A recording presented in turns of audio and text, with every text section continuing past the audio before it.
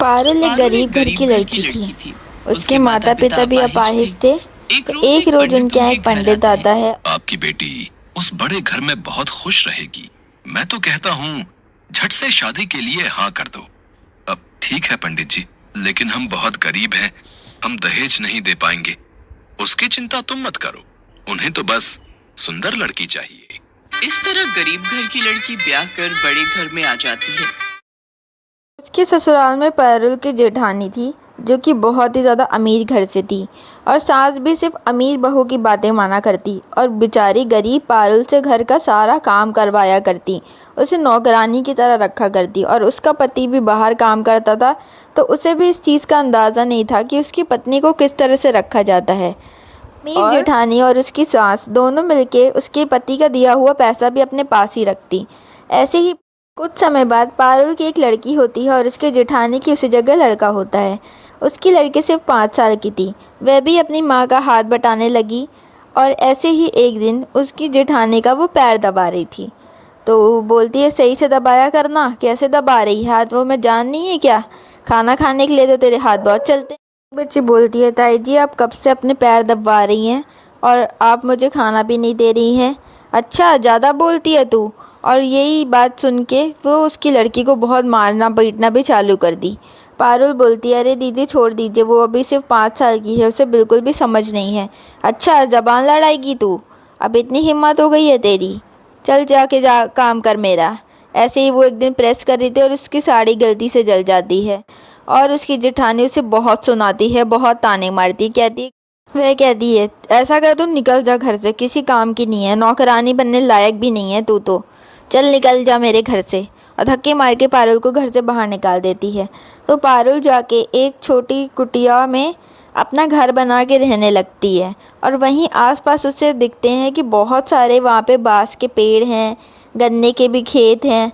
तो वह सोचती है कि छठी मैया का पूजा भी आने वाला है, व्रत भी आने वाला है, तो क्यों ना मैं इसी से ही बांस की डलिया और टोकरी बना के बेचूं।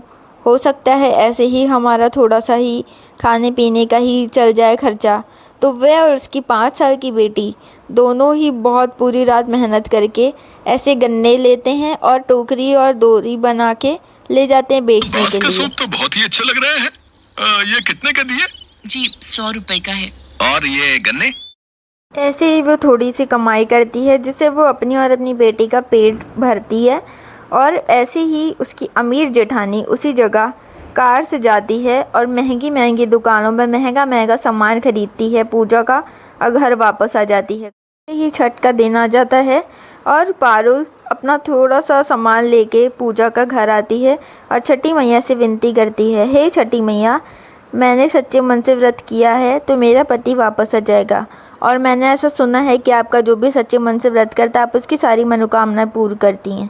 और उसी जगह उसकी अमीर जेठानी स्विमिंग पूल में पूजा करती है और वह बेचारी नदी में खड़ी होकर आधी आधी भीग के छठी मैया की पूजा करके उनसे अपनी मनोकामनाएं मांगती है और बोलती है कि मैंने सच्चे मन से पूजा प्रार्थना की है तो मेरा पति जल्द से जल्द वापस आ जाएगा।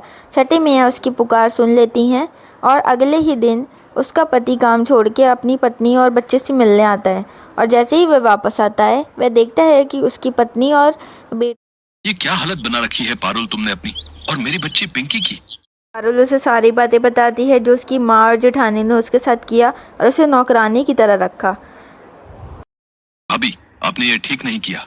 आखिर क्या जरूरत थी उन दोनों को घर से निकालने की? उसकी अमीर भाभी बोलती है कि तुम भूल गए हो क्या, जब ये हमारा घर गिरवी रखा गया था ना तो मेरे पापा ने छुड़वाया, तो ये मेरा घर है और मैं उस 2 टके की लड़की को अपने घर में नहीं रखूँगी। नौकरानी कहीं की, निकाल दिया मैंने उसे अपने घर से, अब वापस नहीं लेके आऊँगी। फिर आपको ये घर और ये प्रॉपर्टी मुबारक हो।